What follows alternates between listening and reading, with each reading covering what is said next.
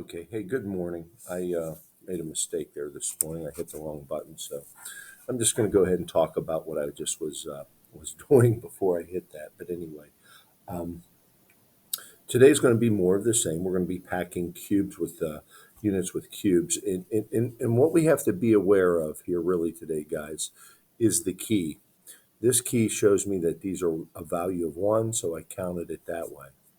You'll notice that this is 2 by 4 by 2, and I just used my formula to get that. Now, down here I slowed down a little bit because these are a half.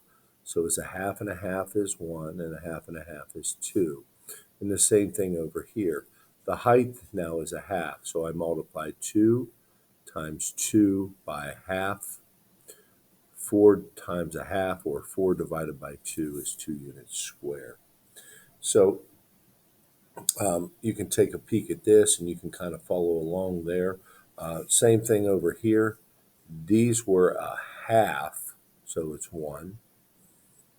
Half and a half is 2. And this is 1. 1 times 2 times 1 is 2 units square. So apologize about that. I'll pause there for a second where you can get caught up. I'm going to move on to number 3. Mrs. Sebastian asked students to estimate how many cubes can be packed into this. What process should her students take in order to find the solution? All right, so kind of what we should do is kind of compare the dimensions and kind of visualize. So really this is hard when we talk about a 3D figure, but what I would say is compare and I would visualize. All right, and see if I can see how deep that is, how many depth it is, and kind of fill it up. How could you mathematically determine if your estimate is correct? Well, you could calculate the volume, right? You could calculate the volume. All right, I'm not going to spend a lot of time on that because we want the volume. We're going to find the volume, okay? Okay, so let's flip it over and take a peek here at a little bit of vocabulary, right? First, determine the volume of both the smaller prism and the larger prism. Then divide the volumes of the larger prism by the volume of the smaller prism. Okay, so here we go. Let's take a look at it. Determine how many cubes it will take to fill the rectangular prism. Okay, so here's our side length. Here it is. All right, so what do we know? Well, we know that our formula is volume equals length times width times height. We're going to plug in our values. Well, on this side, it's just going to be a half times a half times a half. And we shouldn't need a calculator for this. Our numerator is going to be 1, and our denominator is going to be 8. So it's going to be 8 units cubed, okay? So we're going to pack this with this. Same formula applies over here. Length times how many of these are going to be in this. So we have to find the volume of both. Take the larger one and divide it by the smaller one.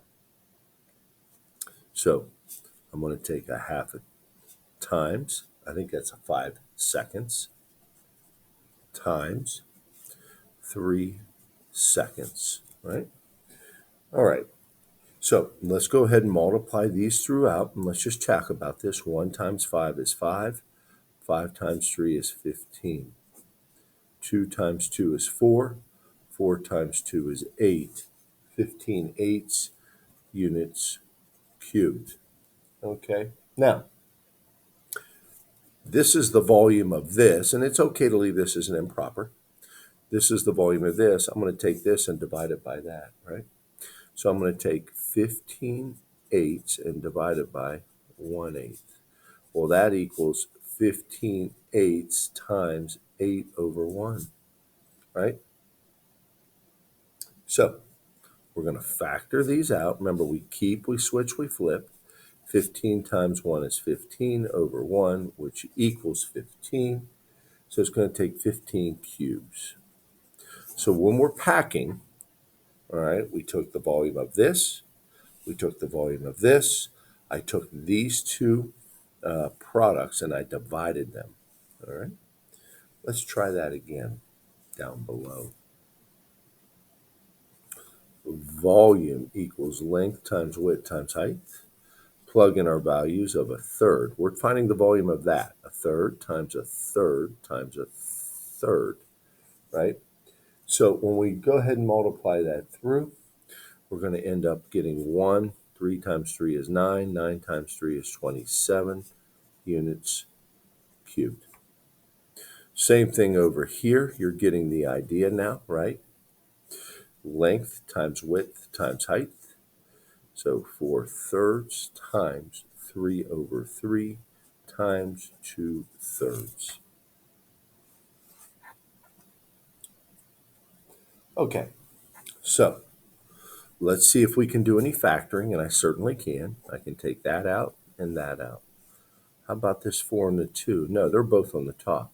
So I end up getting 8 ninths, right? 8 ninths. Now, what we're going to do is we're going to take this and divide it by this. So we're going to take 8 ninths and we're going to divide it by 1/27th.